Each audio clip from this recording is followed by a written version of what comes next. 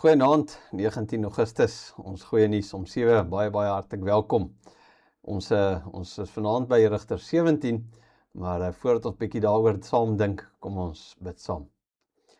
Getroue Hemelse Vader, baie dankie vir u lig en dat ons u woord het. Dankie dat u met ons elkeen bemoeienis maak, dat u met ons die pad stap. En as ons terugkyk op ons lewe, dan is daar wonderbaarlike getuienisse van hoe u net met ons elkeen geduldig ook werk op u manier en op u tyd. En Here, as ons ook vanaand Rigter 17 behandel en saam daaroor dink, mag jy daarin ons ook seën en deur die Gees ons daardeur lei. En ons vra dit in Jesus se naam. Amen. Nou goed, Rigter 17. En eintlik is dit interessant, want hier skuif die boek Rigters in 'n nuwe rigting. Tot nou toe het ons telkens gelees van Israel wat van die Here af wegdraai, onderdruk word deur vyande, tot die Here roep, en dan wek die Here 'n rigter op. Maar vanaf Rigter 17 kry ons nie meer 'n nuwe rigter wat Israel red nie. Nou wys die boek eintlik vir ons hoe diep die verval in Israel geword het. Dit is asof die skrywer vir ons sê, kom kyk nou, hoe lyk 'n volk wanneer hulle nie meer onder die Here se koningskap leef nie. En Rigter 17 vers 6, so 'n bietjie 'n sleutelvers wat sê, in die dae was daar geen koning in Israel nie, en elkeen het gedoen wat reg is in sy eie oë. En daai vers is eintlik soos 'n venster waardeur ons die hele hoofstuk en trouens eintlik die hele boek Rigters moet lees. Daar's nie 'n koning nie, daar's nie geestelike orde nie, daar's nie gehoorsaamheid aan die Here se woord nie. Elkeen besluit nou vir homself wat hy ook al dink in sy eie oë is reg, dit is reg.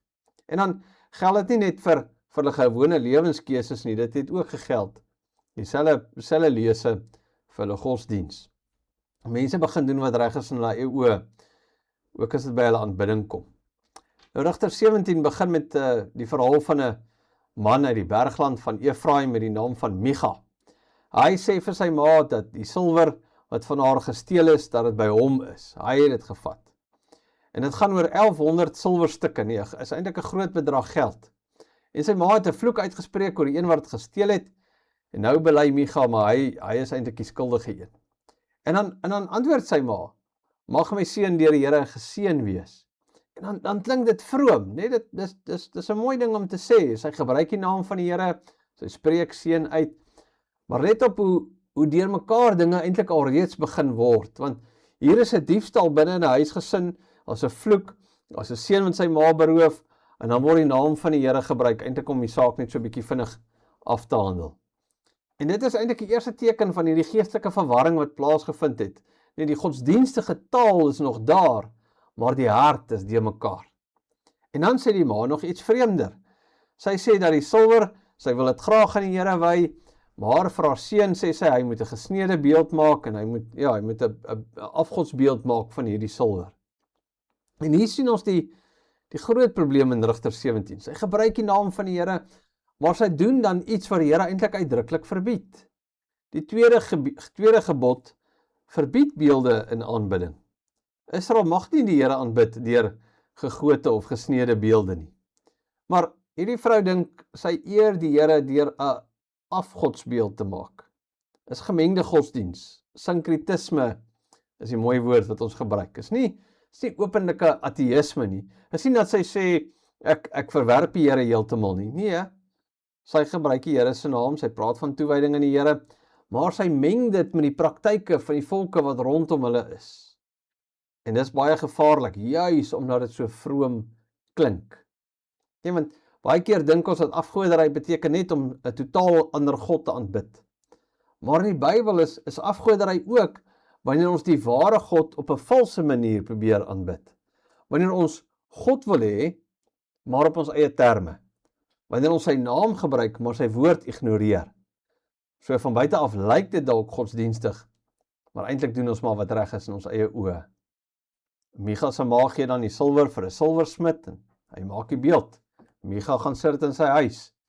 En dan lees ons dat Micha 'n heiligdom gehad het. Hy maak 'n efod en huisgode, en hy wy een van sy seuns dan as priester.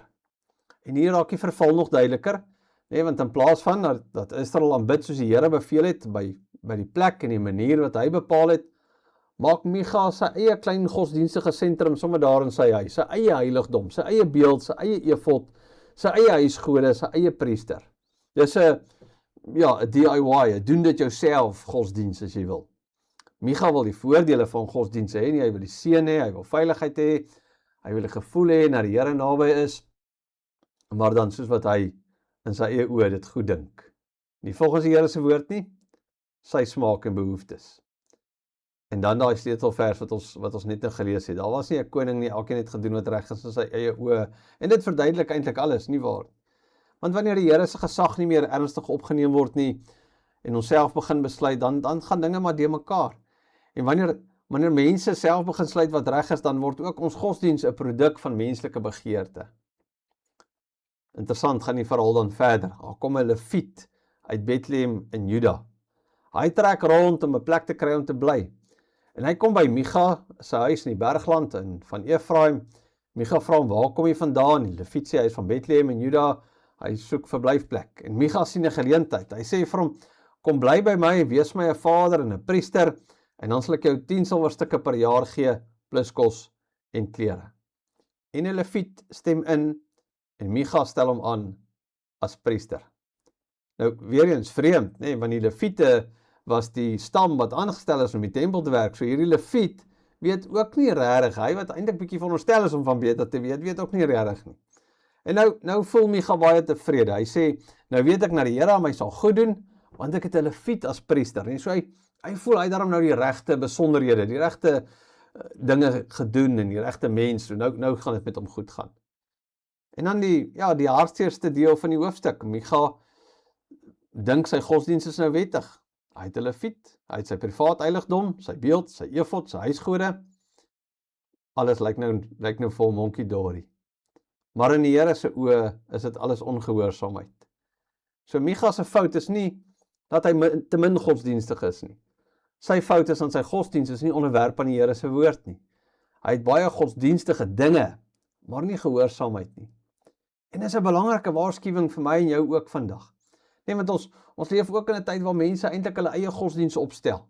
Mense sê maklik, vir my beteken geloof dit, of ek dink God is so, of ek dink die Here sal nie omgee as, nee, of my waarheid is, en dan vat ons 'n bietjie Bybel, en 'n bietjie kultuur, en 'n bietjie persoonlike gevoel, en 'n bietjie selfhelp, en 'n bietjie tradisie, en dan maak ons vir onsself 'n godsdiens wat vir ons mooi werk.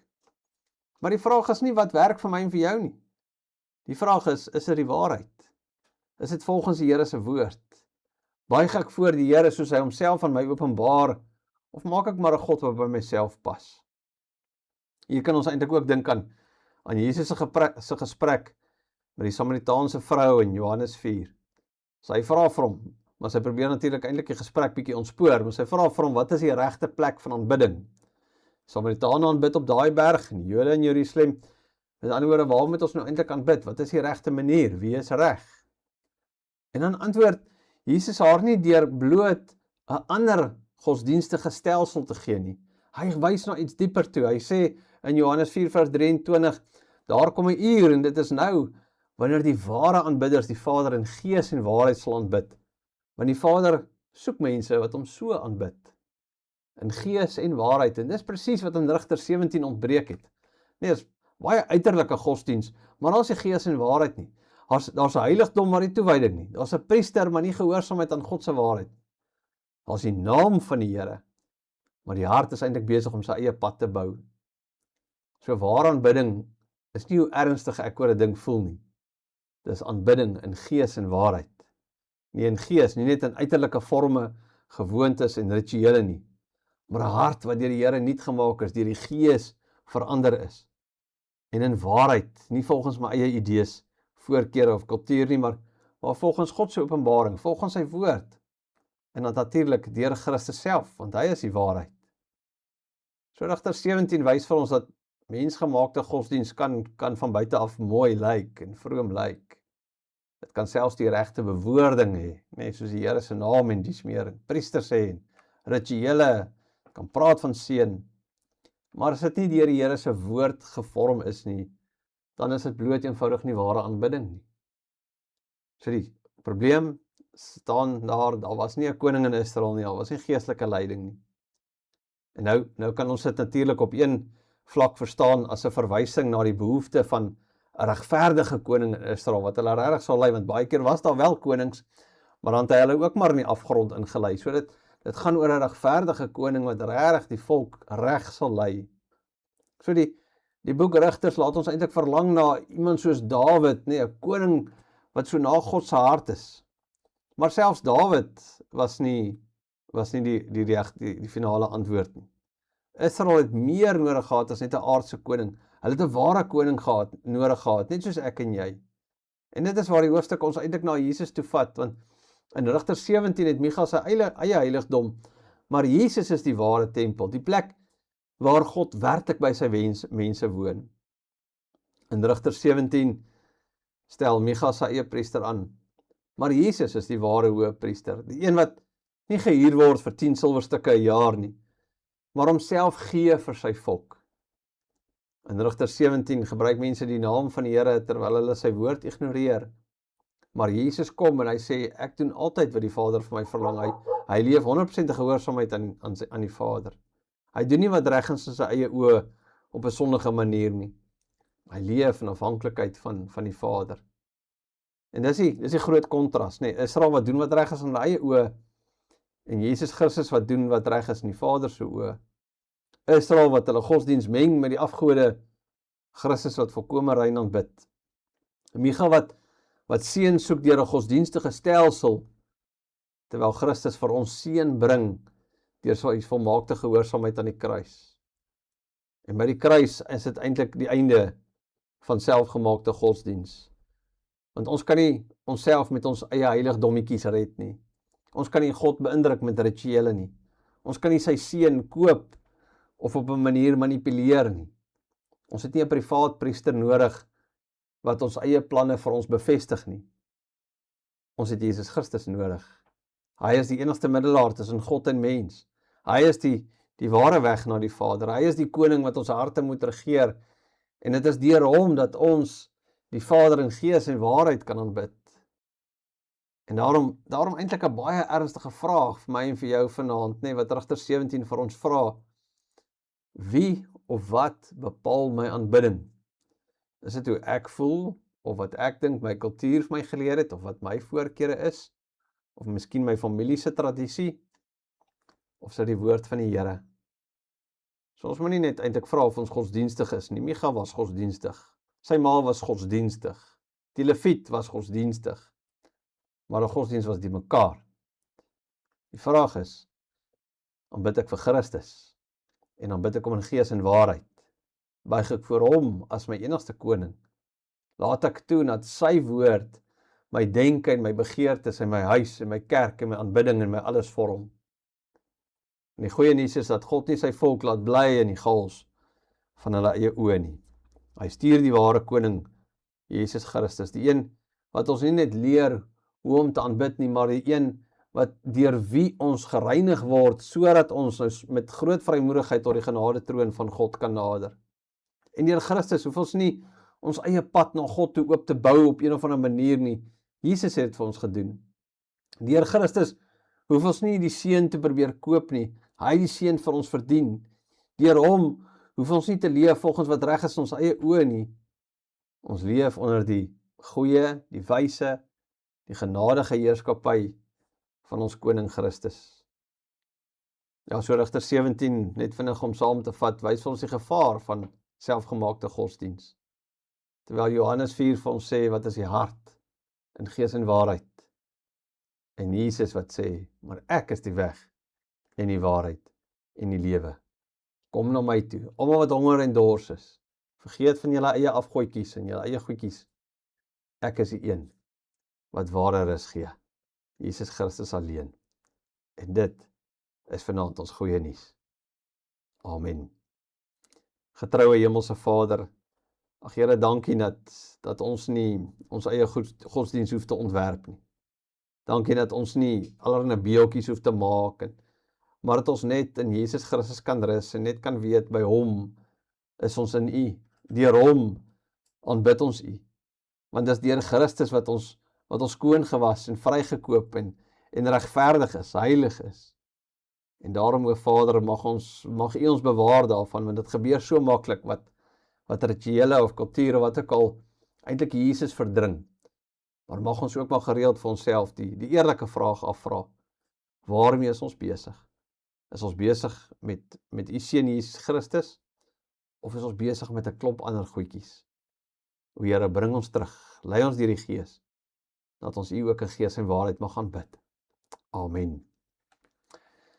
Baie dankie dat jy 'n bietjie saam gedink het. Volgende week gaan ons verder. Ek hoop jy het 'n baie mooi aand en 'n pragtige week verder. Groetnis.